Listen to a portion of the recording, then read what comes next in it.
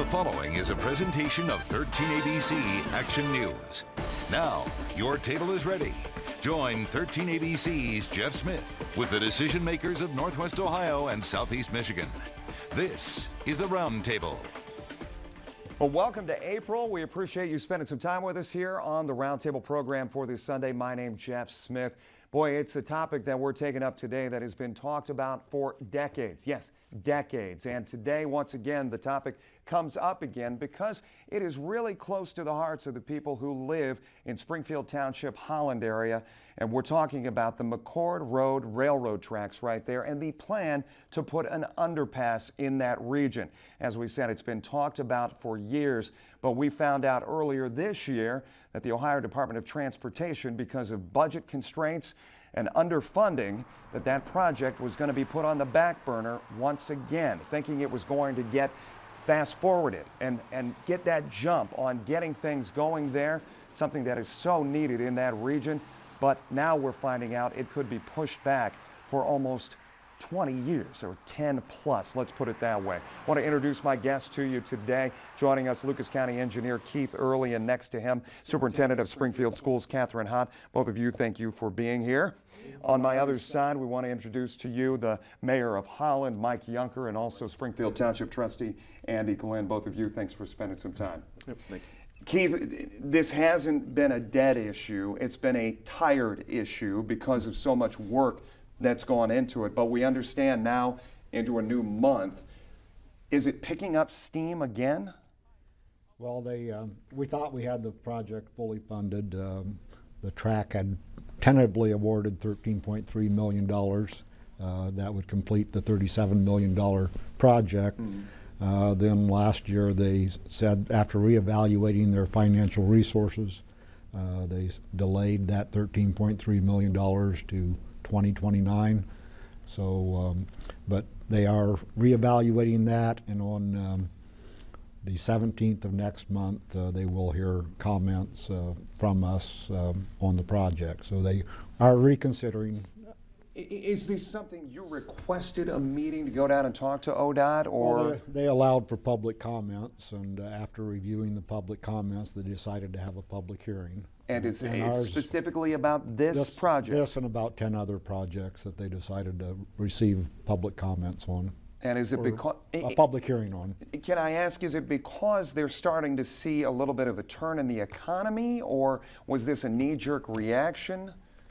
Well, I think when they first came up with their plan for delaying the projects, it was based solely on the year that they were scheduled for construction, and they just moved them back based on the sale date. Now, after reevaluating it further, I think they're seeing that they should reevaluate that method of setting their priorities. If you're new to the area, new to our program, we want to bring you up to speed. We try to inform you as best we can. Let's take a look real quick there at home as some of the specifics as far as that site is concerned. Once again, we're talking about McCord Road there in Springfield Township, and we've got a graphic that we can show you there at home. These tracks used by Norfolk Southern and also Amtrak on a daily basis. Some 70 to 100 trains pass through there on a daily basis. 24,000 vehicles per day passing over those tracks. It is, of course, the site of a 2009 tragedy, the loss of one student at Springfield Schools, Cody Brown. The project we're talking about at this time, funded at $37.5 million, or the project projected cost, but as you said, delayed for so many years. And Catherine, as you see this, and when you heard this news weeks back, and hearing, I mean, it's kind of, is it mixed emotions? It's like, here we go again.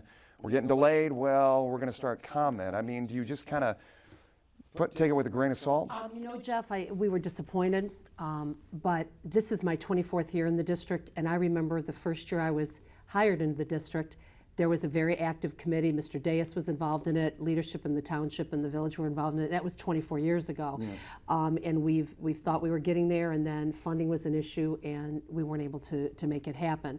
So it was definitely a disappointment. If you shop or do business in our communities, children in our schools, the train tracks is a challenge for the community in so many ways because of the number of trains that go through there.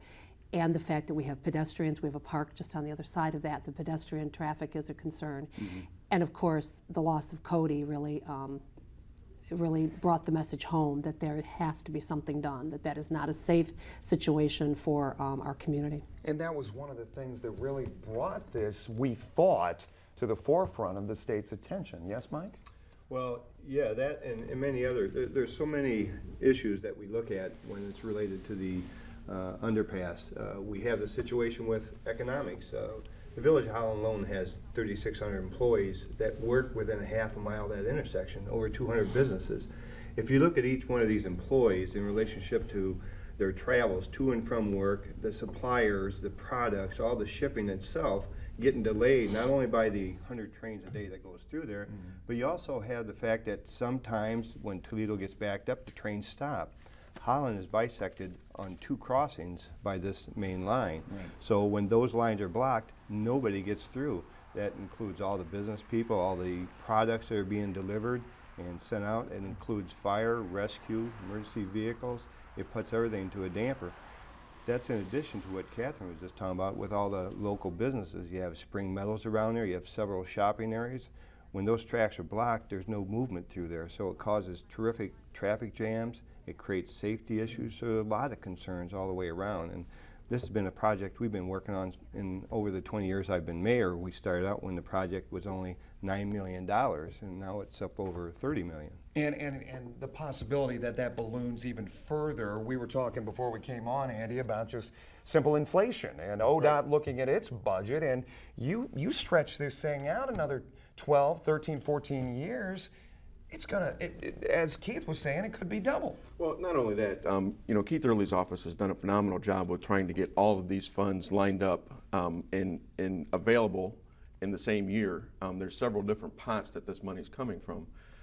So with ODOT, if this project is not refunded for 2013, 14, Yeah.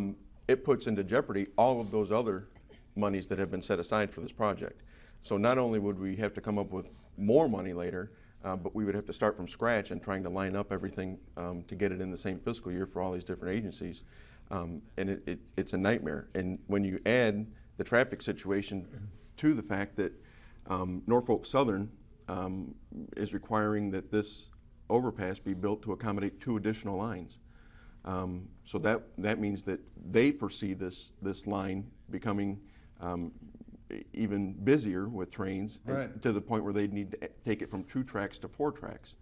And that's in the plan, Keith? Yes, and they expect it to become much busier. This picture here really brings that point home. Talk to me about what we're looking at. I Well, don't know if we can, I'll try to get this for our...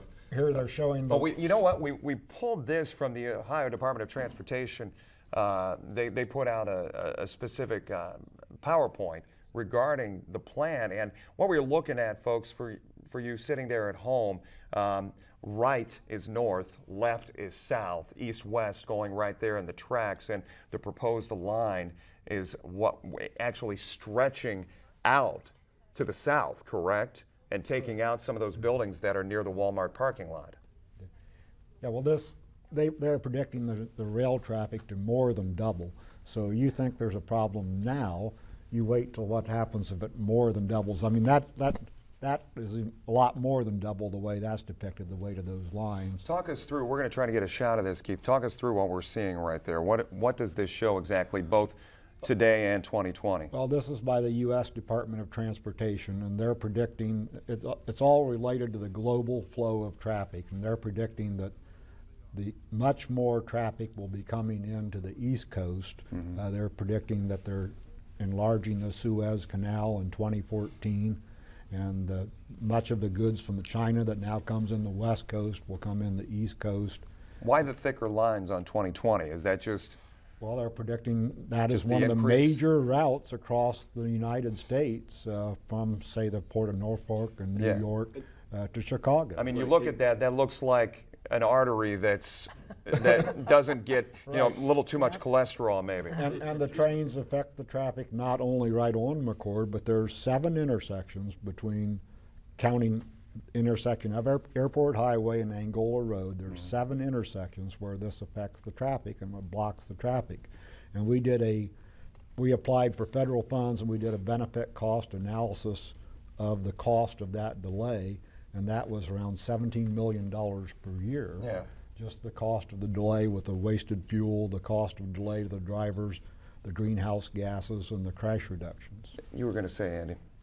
Yeah, just to give you an idea of how important this particular rail line is on a nationwide scale. When the intermodal was being talked about out at the airport, I was involved in some of the meetings there, and I was shocked to learn that that rail line that extends from Toledo to Chicago is the longest section of rail line in the country that they can run double stack on those shipping containers because they don't have any low overpasses that go over the rail line. So that is a major line. And CSX spent beaucoup dollars building up the intermodal down in North Baltimore, that line going up the East Coast specifically for that purpose, I know.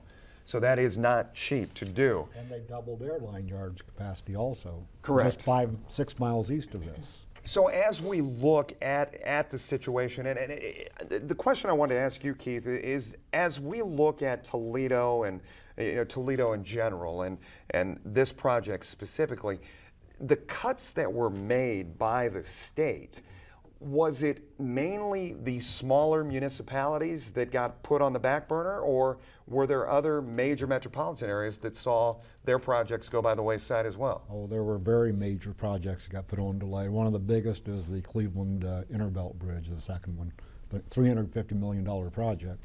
Ours is small compared to that. Yeah, so everybody's sharing in the pain. Right.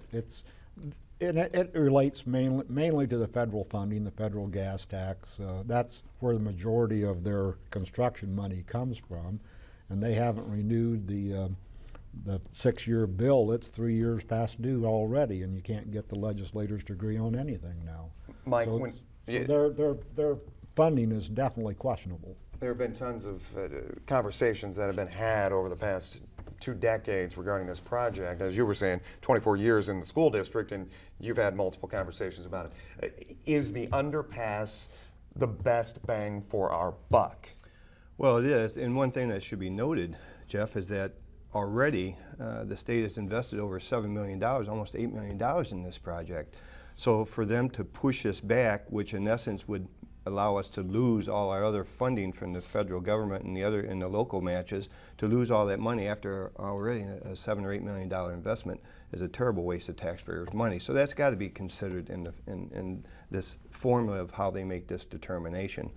Yeah, this has been ongoing for a long time, and there's a lot of projects out there, but I bet you this is probably one of the highest one where there's a lot of other funding other than state funding that's invested into this project. And that, I think, is what TRAC committee is going to be looking at now, not only what this particular project is and their expenses, but how much has been invested, and then also what are the other matching funds that can help impact the state's ability to put in their local amount and then have it attributed to all the other amounts coming together for one big project. And you guys, at this point, we were talking about this figure that was last reported. You've got almost $270,000 just from Holland alone. And is that from a general fund that money is coming? Yeah, the village has committed out of our capital projects fund $270,000 for this project, and for a small community of ours, that's a good chunk of money. Yeah. So we're willing to invest a lot and are committed to paying this as the project goes through. And there's going to be some additional cost. I mean, already, just if you think back over the 20 years and how much time we've invested in engineering and reviews and plans and meetings and everything, we've expend a lot of money already and have a lot of time invested. So I've got to believe that this project at the McCord Road has to have a very high impact on the amount of time and money it's already invested in comparison with all the other projects. We're going to go to our first commercial break. We're going to continue our conversation on the other side and talk about possibly maybe a solution that's out there to bringing more funding in without us having to really think hard about it. It's just if the state would agree to it. Stay with us. We'll be back right after this.